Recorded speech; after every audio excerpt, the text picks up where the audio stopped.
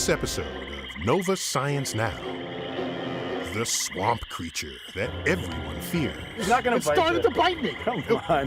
The slithery, slimy leech. He did not. He's hanging on. That was his back sucker. That is mouth sucker. Uh-oh. But now, these flexible bloodsuckers are winning new fans in the world of microsurgery. The leeches saved my finger. The part of my finger that was dying started coming back to life. And the big question. Are we alone? Humans have been asking it forever. For more than 40 years, we've been trying to tune in to an alien station. We're looking for a signal somewhere on the radio dial that they might be broadcasting into space. Now, hundreds of new radio dishes Wow, that is very Flash Gordon. are expanding the search for intelligent life somewhere else in the universe. The probability of success is difficult to estimate, but if we never search, the chance of success is zero. Also, if you're looking to spy on life at the bottom of the sea, submarines are not the answer.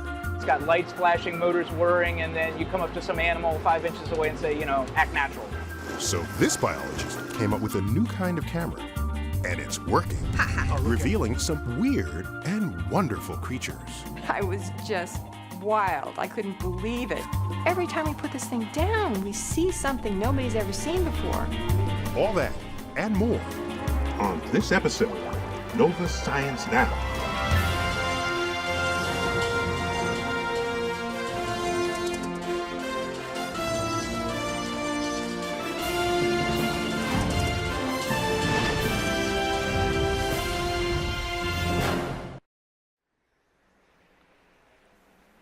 Hello, I'm Neil deGrasse Tyson, your host of Nova Science Now.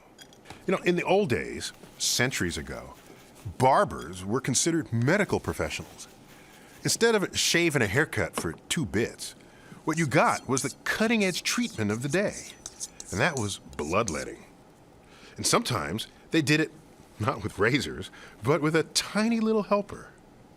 Modern medicine is not generally into bloodletting, but strangely enough, in some cases, surgeons have come to rely once again on this talented little creature.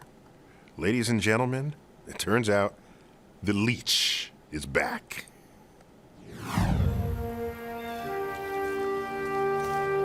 So how do you just look for ponds wherever you find them? And Well, they have to have a certain character. I wasn't quite sure what to expect when biologist Mark Siddall, my colleague from the American Museum of Natural History, led me through the woods into a muddy swamp.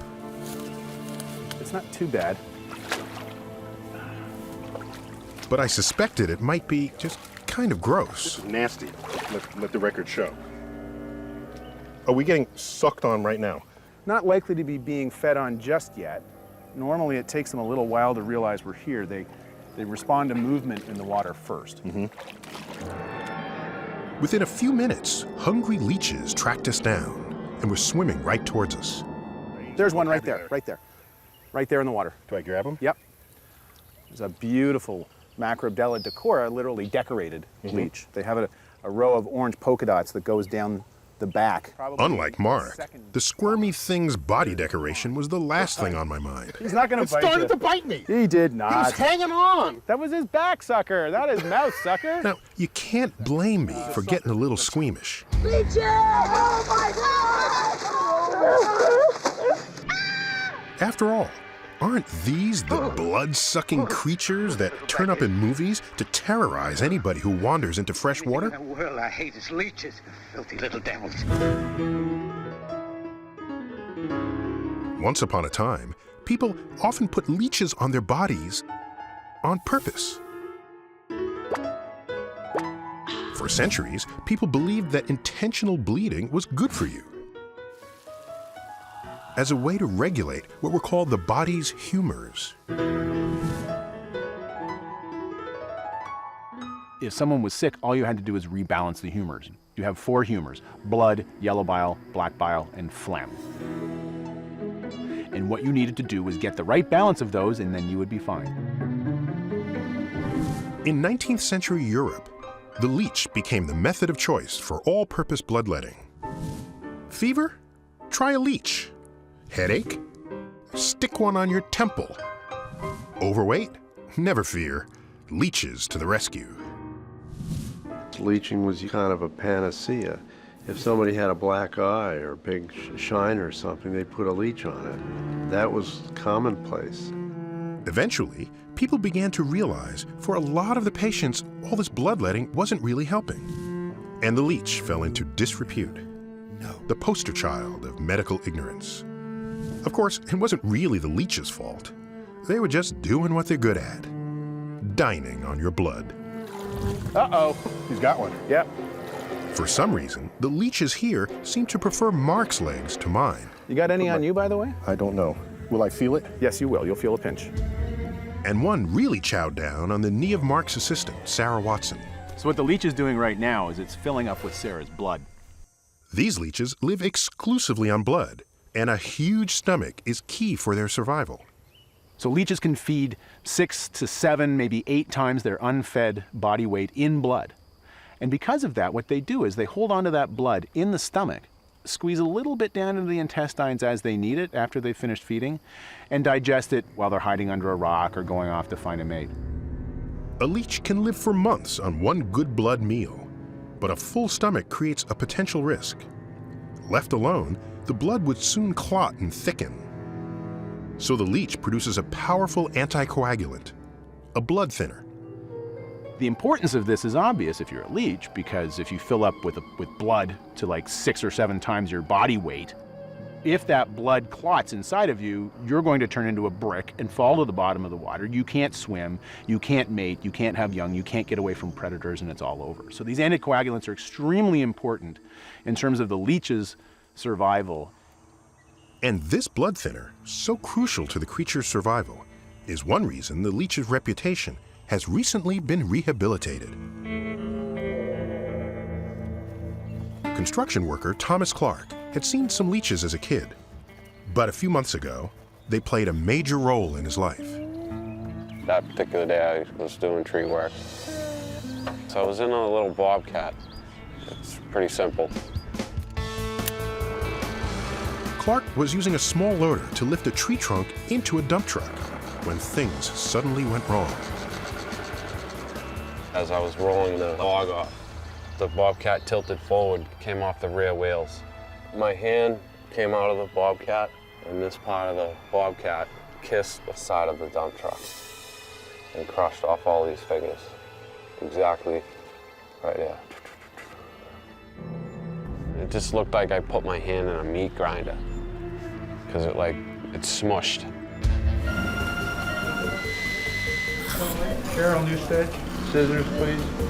Clark was rushed to the hospital, where surgeons struggled to rebuild his hand. The middle finger had the worst injury by far. It was really just hanging off by one tendon, and it was sort of twisted on itself. And we had to do quite a bit of surgery to get that finger to live. So we've done the gross dissection around. The next day, Clark's middle finger was not doing well. It was turning black, and they said that it was dying, so they were going to take it off. Too much blood was coming into his finger, but not getting out. The veins that normally carry the blood away were too badly damaged. If there's blood going into the finger, but there's no blood coming out of the finger, pressure builds up, and the tissues can't tolerate that. If you were to leave that state and not do anything to relieve that pressure, relieve that tension, relieve that outflow, the finger would die. It didn't look like more surgery would fix the problem. So even though doctors usually want to stop bleeding after an operation, in this case, it was just the opposite. So your next option is to use leeches. I was actually kind of like, cool. You know, I was like, you know, whatever works. I don't want to lose anything, you know, so if it's going to work, let's do it. Leeches were brought in to feed on his finger and suck out the extra blood. Every time my heart beat, it was like the leech was sucking with the beat of my heart. And it was like a pump. It was like bump, bump, bump, bump. As the leech sucks, it releases that powerful blood thinner into the finger, which prevents clotting. The leech is interesting. It injects a blood thinner called hirudin into the soft tissues around that area. So when the leech gets full and falls off, the finger continues to bleed. That buys you time, that process. With a few days of leeching, the finger can naturally grow new veins and resume healthy blood circulation. It was almost instant. You could tell that it was working because the swelling was going down, the open wounds were actually healing, and I could actually feel a pulse in my finger. And the blackness started going away. And like the part of my finger that was dying started coming back to life. When you're in a situation where you've already done everything that you can technically do, and then you're still having problems, actually the leeches are very valuable and incredibly valuable. Thomas Clark's leech therapy worked. Though he hasn't gained full function of his hand, his fingers were all saved. You know, I definitely wanted to keep my hand and all fingers because the human body's got 10 fingers, not 9. So it means a lot. It does. The leeches saved my finger, no doubt about it. They're really indispensable for what we do, and there'd be many fingers lopped off if it weren't for leeches. The male and the female parts are so close together that The leech's comeback delights biologist Mark Siddall, but his appreciation goes far beyond its medical usefulness. I don't mind him crawling on me as long as I know when he's about to bite. Leeches are a kind of worm, and there are hundreds of different species living all over the world. trying to find a place to feed on me. There are terrestrial leeches, there are freshwater leeches, there are marine leeches. There's just this huge diversity of form, color pattern, and even of behavior. And most of them are not very specific in terms of what they'll feed on, but some of them are. Some of them are very specific to fish, and there's even one in Africa that lives exclusively in the rectum of hippopotamus. Ew. Yes, well, there was a paper written called Leeches Ride the Tunnel of Love, because they mate there. Are you sure? Leeches have been crawling and swimming around Earth for hundreds of millions of years. For Siddall, these graceful creatures are fascinating, even beautiful, despite their taste for blood. Leeches are unnecessarily maligned. They don't take more blood than you can reproduce by yourself. And you know what? Unlike a mosquito or a black fly, they don't transmit any parasites. And quite frankly, if you took some time to have a look at them, you'd see just how pretty they are. And I know most people don't really think about conserving leeches, but just like any group of organisms on the face of this planet, wouldn't it be just a little bit colder and darker without them?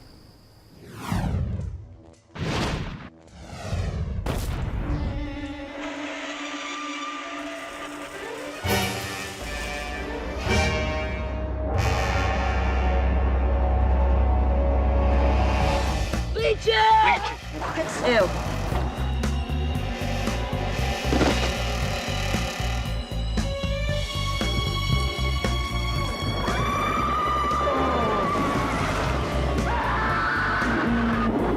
Giant leeches.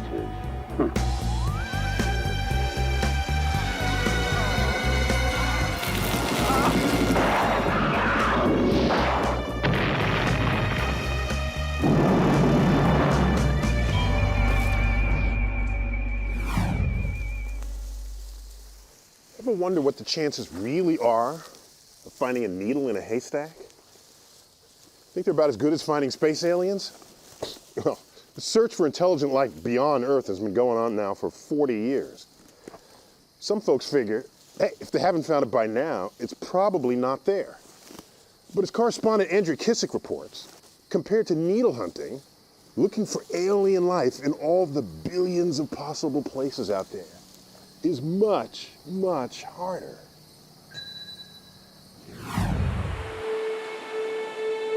Okay, imagine you're at the beach.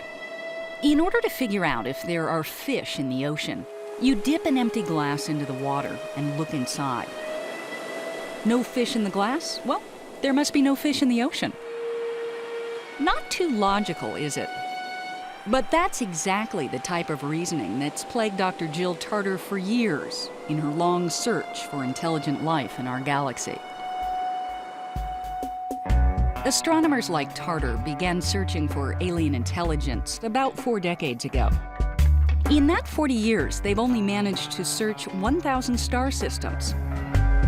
1,000 glasses of water, while an unexplored cosmic ocean lay right in front of them. 40 years needs to be put in the context of how big the universe is, how enormous this cosmic haystack is that we're trying to search through. And so we've just begun. Jill knows a little something about SETI, the search for extraterrestrial intelligence. She's the current director of the Center for SETI Research in Mountain View, California. Like many SETI scientists, she was drawn into the search by the early work of astronomer Frank Drake. Drake looked at the makeup of our galaxy and created an equation to determine the likelihood that other intelligent life exists. The equation offered a simple framework for modeling the problem, taking into account things like the fraction of stars with orbiting planets, the percentage of planets that go on to develop intelligent life, and the length of time that an intelligent race lasts. The results were clear. Scientifically, the odds are pretty good that we are not alone. But if you're hunting for ET, where do you start? What would the sign of a technically sophisticated alien culture look like? It could look something like this. These television and radio signals are examples of the electromagnetic waves we've been leaking into space for over 80 years. That means any planet within 80 light years of Earth is receiving them. Much worse across the country.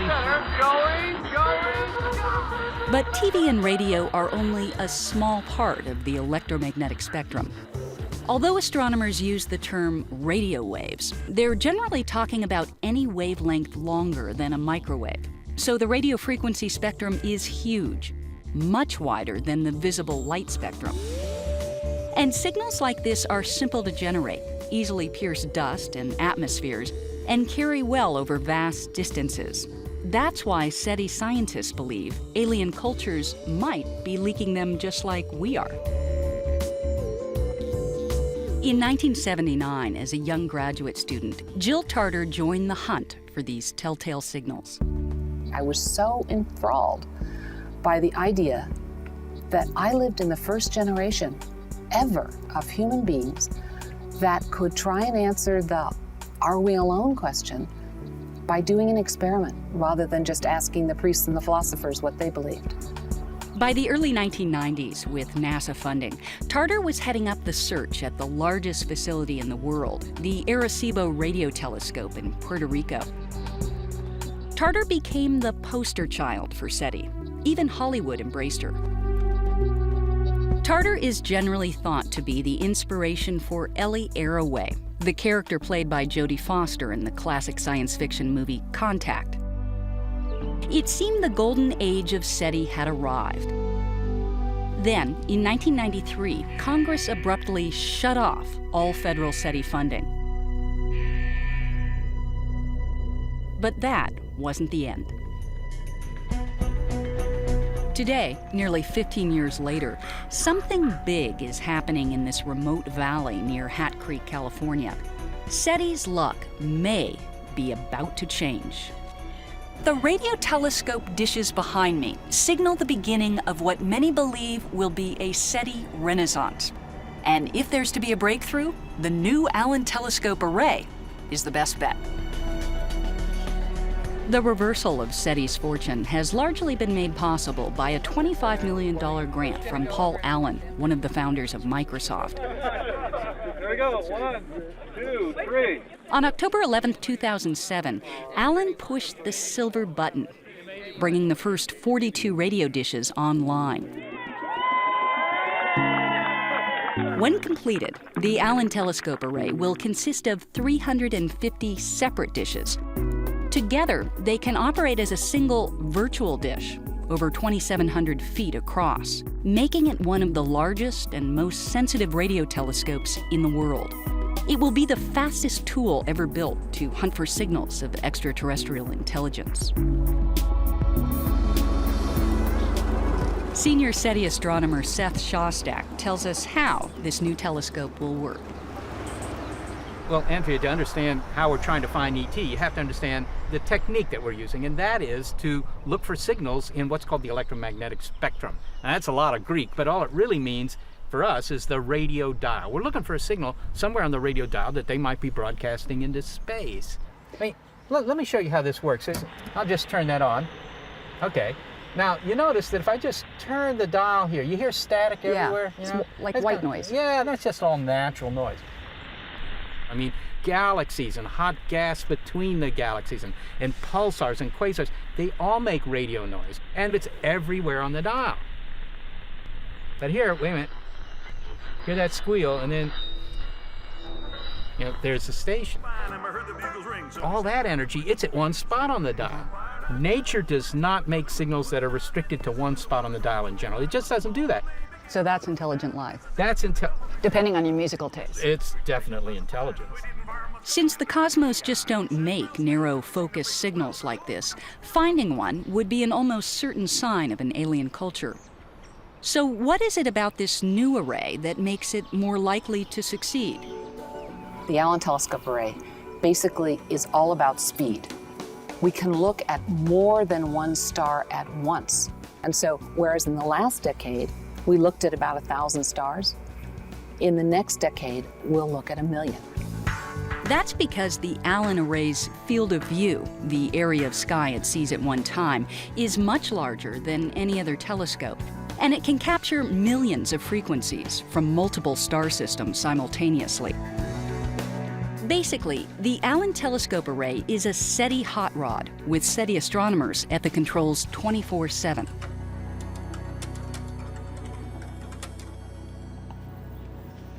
So here you can see where the rubber really meets the road for the individual antennas.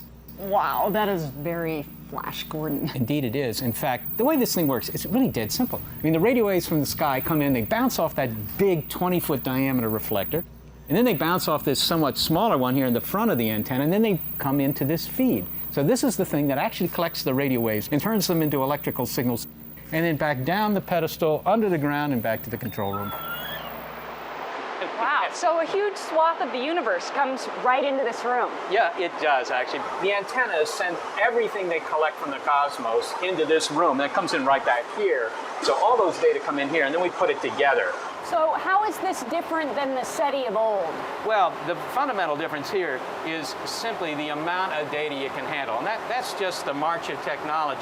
The first SETI experiment back in 1960, one channel of the radio. Here we got 100 million channels coming in. The sheer scale of the search is almost impossible to imagine. Remember, in our galaxy alone, there are about 300 billion other suns, many with orbiting planets. And beyond that lie 100 billion other galaxies, just like our own. Even in its current configuration, the array's virtual dish gathers 9 times more information than present-day processor technology can decode. That means 90% of what the telescope observes is simply thrown away, at least for now. So for the next decade or two, the technology in this little room will be playing catch-up with the dishes outside. All this stuff will be replaced in another 5 years by yet faster machines, which allow us to look at more star systems, more channels, in other words, to speed up the SETI search. And as that search accelerates, Tarter and other SETI scientists are thinking about the consequences of success. If we detect a signal, we'll do everything that we can at this site to make sure that it isn't our own technology that's fooling us, or that it isn't a deliberate hoax. If we get an independent confirmation, then we will, in fact, tell the world. Because a signal isn't being sent to the Allen Telescope Array, it's being sent to the planet Earth. And the planet Earth deserves to know about it. For Jill Tarter, it's a scenario she's imagined for almost 30 years. Detecting even the accidental noise, the dial tone of an alien culture, would finally answer one of the most ancient questions of all. Are we alone? Humans have been asking it forever. The probability of success is difficult to estimate, But if we never search, the chance of success is zero.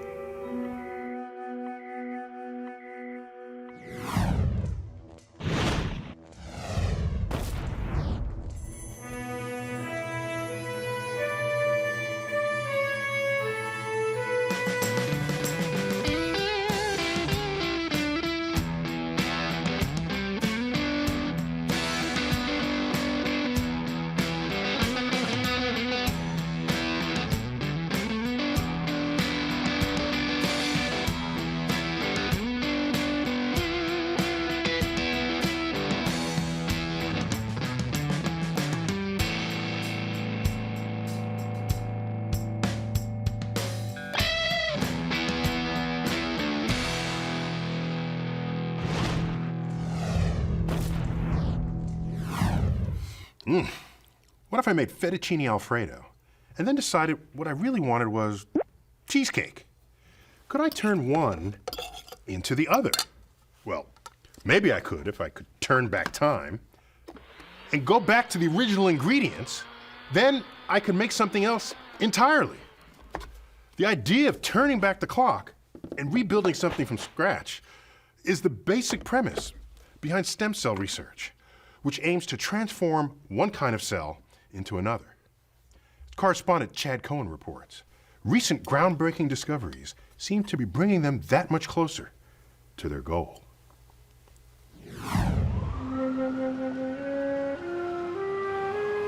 It feels like a lot of people are stabbing me with knives on the inside of my body, all the way down to my bone.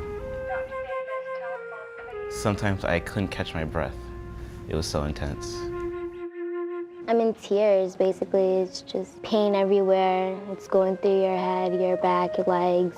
You can't do anything about it. Stephanie Termitus and Emil Reed know the inside of Children's Hospital Boston better than any teenager should. They both suffer from sickle cell anemia. Instead of the plump, donut-shaped blood cells most of us have delivering oxygen to our organs, their blood cells are sickle-shaped. Banana, as Stephanie likes to say. These cells can't deliver oxygen very well, which causes the kids excruciating pain. Emil's mom is on a first-name basis with the hospital staff. They've given Emil pain medication, and it doesn't take the pain completely away. It sort of numbs it. I mean, that's happened where he's ended up in the intensive care unit for 4 months. So it's pretty serious. The misshapen, stiff red blood cells get sludged and clogged into the blood vessels that feed their organs and their muscles and their bones, and this is intensely painful. It's been 50 years since researchers found the cause for those misshapen blood cells. A single change in a single faulty gene. Sickle cell was the first genetic disease ever identified. Give me a big deep breath. Yet despite decades of searching for cures, all we can do is treat the symptoms, or in rare cases, perform bone marrow transplants, which are dangerous and carry a high risk of rejection. And so this is a condition that we need a new approach for. Lately, that new approach has involved embryonic stem cells, cells that are pluripotent, meaning they can grow into just about any cell in the body. When they were discovered more than a decade ago, it was thought that stem cells could fix not just sickle cells, but the damaged cells of countless diseases: Parkinson's, diabetes, ALS. That's what's driven George Daly, who also heads a stem cell lab right across the street from his patients. Thinking about the potential that this has for changing the way that we not only study disease, but one day treat disease is really very, very exciting. But there's a problem. Stem cells, for the most part, come from human embryos, from that time just after sperm meets egg, when we're made up of just a few dozen cells, and the function of those cells has yet to be determined. The main source for the embryos are IVF clinics, where surplus embryos are often discarded as medical waste. Still, harvesting the stem cells destroys the embryo, and for many, that's morally wrong. Others believe that holding back medical progress is also wrong. Here we are at the dawn of this whole new field, all this excitement, all this possibility, and yet we're working with one hand tied behind our back. But in 2007, some experiments were conducted that many believe will finally bring the fighting to an end. Japanese researcher Shinya Yamanaka figured out a way to take an ordinary skin cell from an adult, turn back its genetic clock, and transform it into the equivalent of an embryonic stem cell. No embryos required. Yamanaka's motivation came when he first glimpsed human embryos under a microscope about 10 years ago. I have 2 daughters, and I thought the differences between those small embryos and my own daughters are very small. The realization presented some conflict for him, since as a physician, he believed that embryonic stem cells were his best shot at treating disease.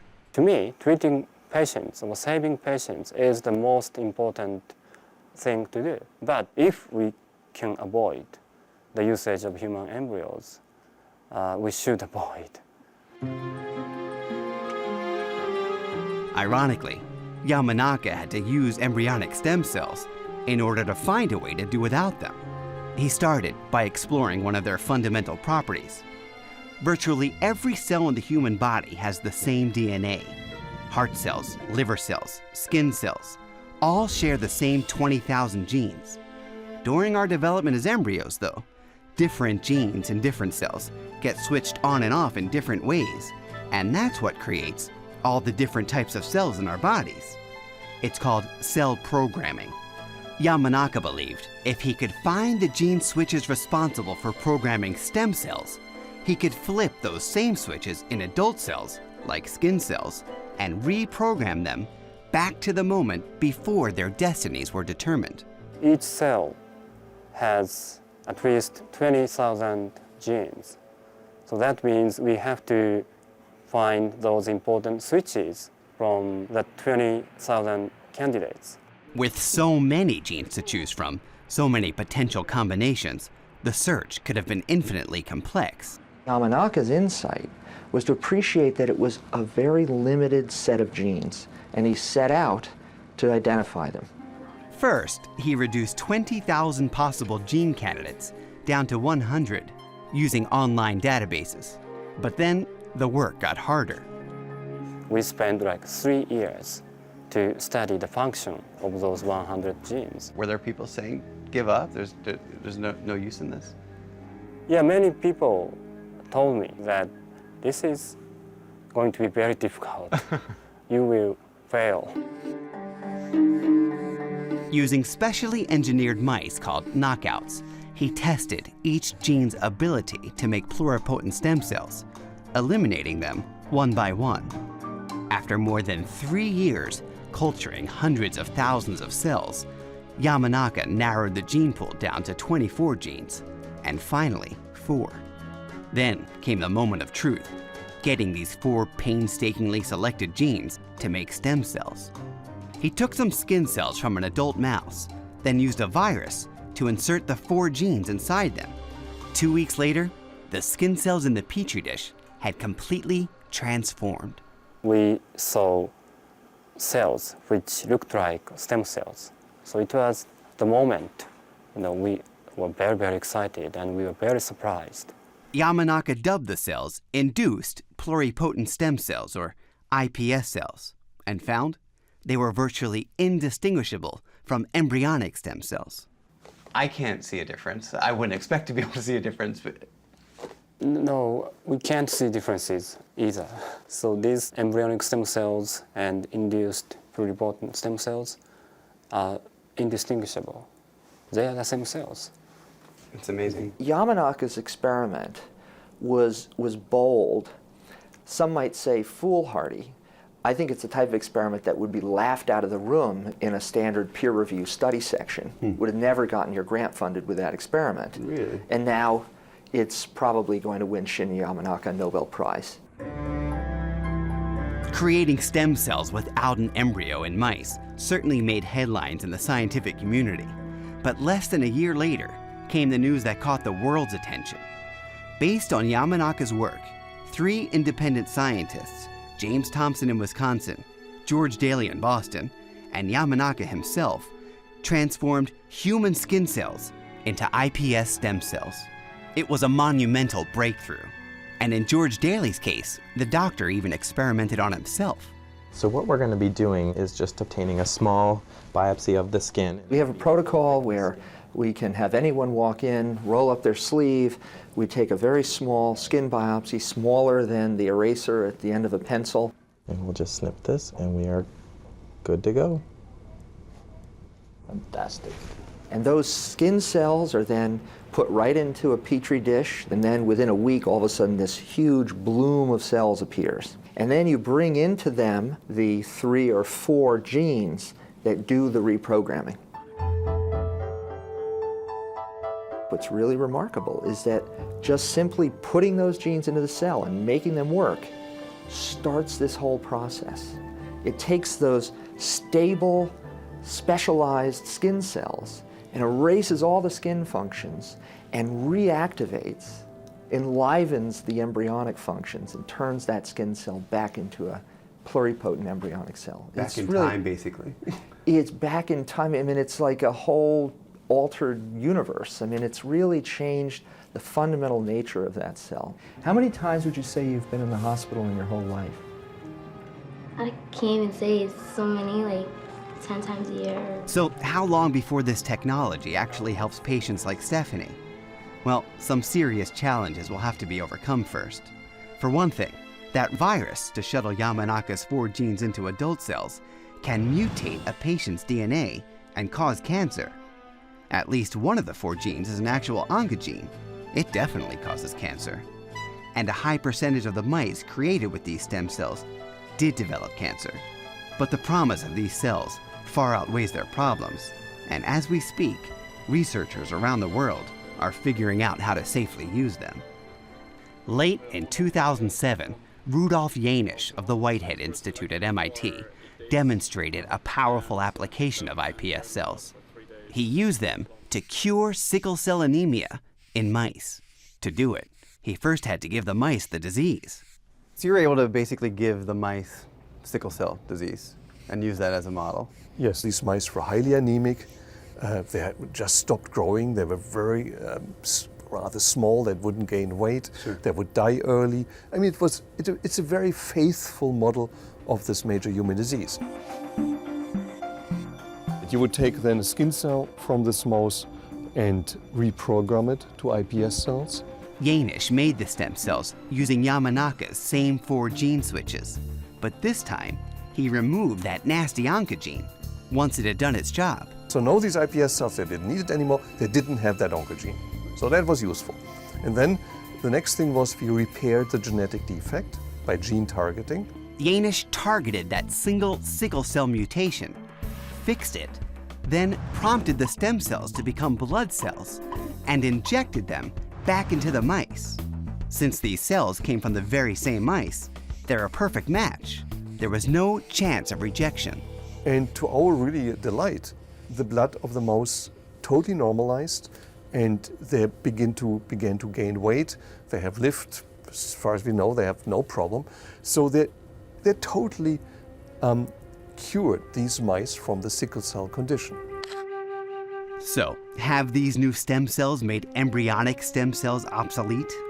Well, until we know for sure whether they can faithfully grow into all the different cell types, the answer is definitely no.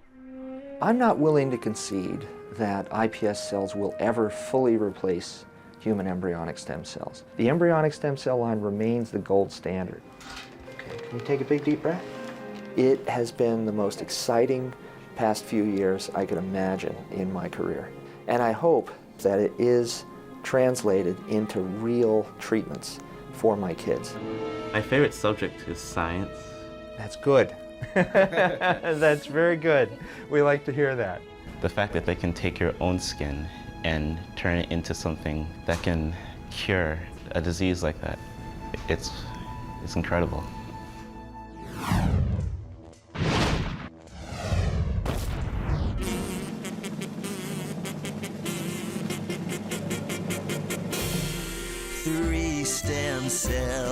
Three stem cells, See what they become, see what they become. One can be muscle and bone and blood, another goes into your tummy and lungs, the third turns into your skin and brains. 3 stem cells, 3 stem cells.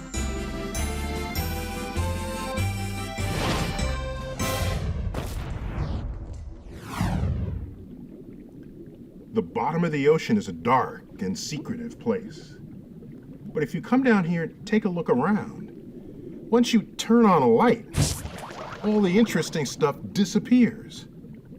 Well, in this episode's profile, we'll meet one of the world's most determined undersea spies, who's engineering new and ingenious ways to behold the mysteries of the deep.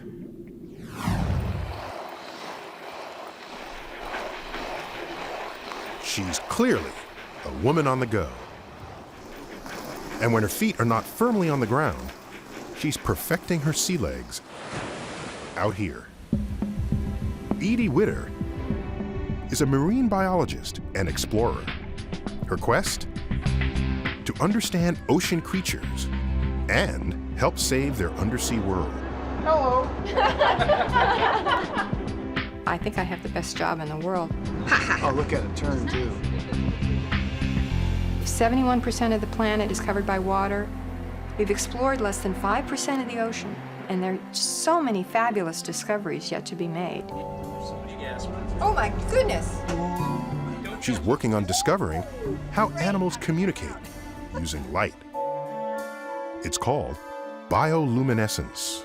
They use it to attract food, to ward off predators, to attract mates. It's vital to their existence. But there's a problem. There are only 2 ways to study these creatures, in their environment or in ours. Both have their limitations. Bringing them up, well, they're not exactly themselves. Going to them in a submersible also has its drawbacks. It's got lights flashing, motors whirring, and then you come up to some animal 5 inches away and say, you know, act natural. And it's not going to happen. So Edie came up with a new kind of camera she calls the eye in the sea. It's basically a highly sensitive, waterproof security camera on a timer. Its lights are red, which most underwater creatures cannot see. To entice animals in front of the camera, Edie uses smelly fish guts inside a bait box and an electric light show that mimics the way certain animals attract prey. There is no doubt that Edie's at the forefront of her field. And this is, again, sort of tribute to her capacity as a scientist and, let's say, her closet engineering tendencies. So here's one trick.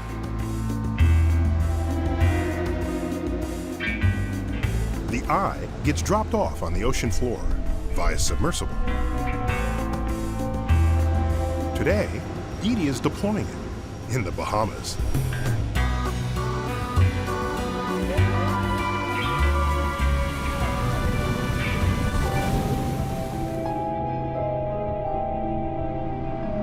So we're just looking for a nice flat piece of terrain that we can set it down on safely. Great, could I get a bottom report? Topside depth is 1585, 1585 feet. We're going to go ahead and attempt to deploy it here. Okay. Now you gotta let go at the right moment. New revelations pop up every time Edie uses it. Beautiful. The payoffs have been huge. I mean, every time we put this thing down, we see something nobody's ever seen before. In the Gulf of Mexico, the eye recorded an amazing first. A squid over 6 feet long that is so new to science, it cannot be placed in any known family. I screamed so loud, and I'm not a screamer, but I was just wild. I couldn't believe it. Most recently, the eye revealed previously unknown feeding behavior of 6-gilled sharks. They were doing something nobody's ever seen before.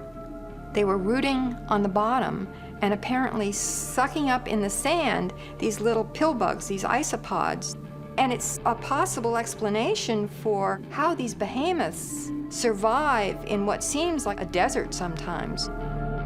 The eye has allowed marine biologists to study creatures only a mother could love, or a human like Edie. She's been drawn to other species since she was a kid.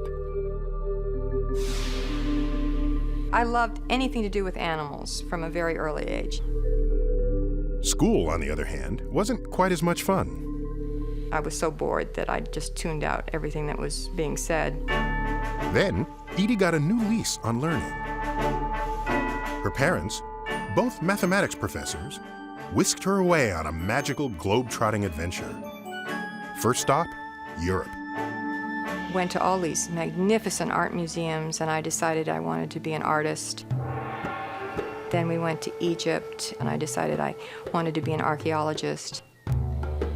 And then we went to Australia and saw all of these fabulous animals, and I decided I had to be a biologist. One of the last stops, a fateful trip to the teeming reefs in Fiji. I just was mesmerized by all of this life everywhere I looked, and so I wanted to be a marine biologist. Edie had found her element.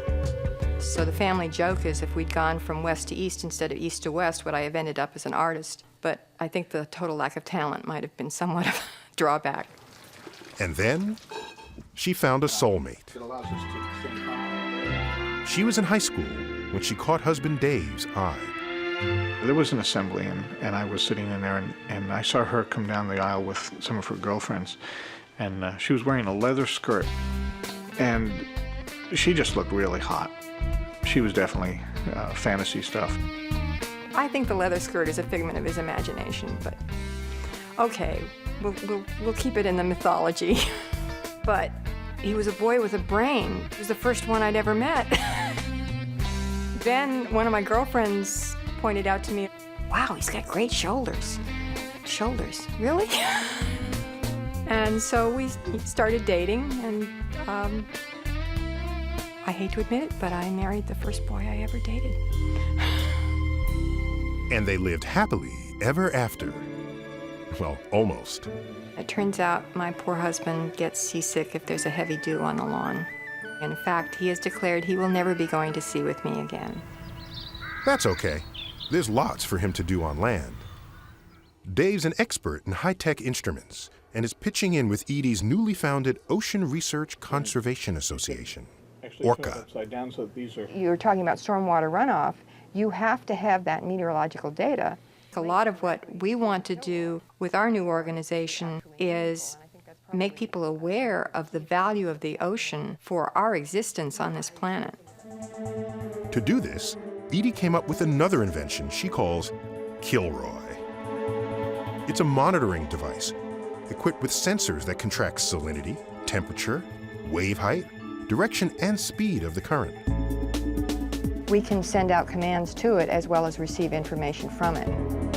To send the data back to shore, Kilroy just makes a call via standard cell phone technology. They'll keep adding sensors, including some that will measure certain pollutants. And suddenly now we're starting to understand what's going on, so it's not just this placid blue surface that everything looks fine. We can start telling people what's really happening. Edie is diving into anything that will help people understand the oceans, including a children's book series on bioluminescence. The originality of her work and her determination to share it with the public have earned her the prestigious MacArthur Award.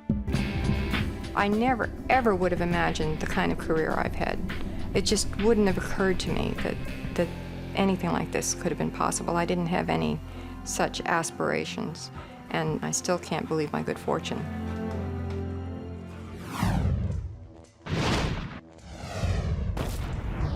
And now for some final thoughts on the search for life in the universe. I've always wondered how we would fare if the search for intelligent life in the universe were conducted by intelligent aliens in another star system. Suppose they used radio waves to observe us. And suppose they had super sensitive detectors with specially designed decoders. Imagine what they would find. If they fell within our radio bubble, that expanding sphere of waves from the dawn of our broadcast technologies, then the aliens would first hear our early radio programs like Amos and Andy as these signals passed them by. Some years later, they might decode TV programs such as The Howdy Doody Show. Then comes The Beverly Hillbillies, followed by graphic images from the Vietnam and Gulf Wars. The aliens might then look at technology markers in our atmosphere and find high radiation areas from nuclear test blasts and global greenhouse warming from the burning of fossil fuels. After all that, what else could the aliens possibly conclude but that Earth shows no signs of intelligent life? Meanwhile, with the growth of internet radio and cable television, Earth may one day fall silent to eavesdropping aliens with no broadcast signals for them to decode. They might wonder if we disappeared completely. But more likely, they will conclude, as do those on Earth who search elsewhere for intelligence, that the absence of evidence is not the same as the evidence of absence. And that is the cosmic perspective.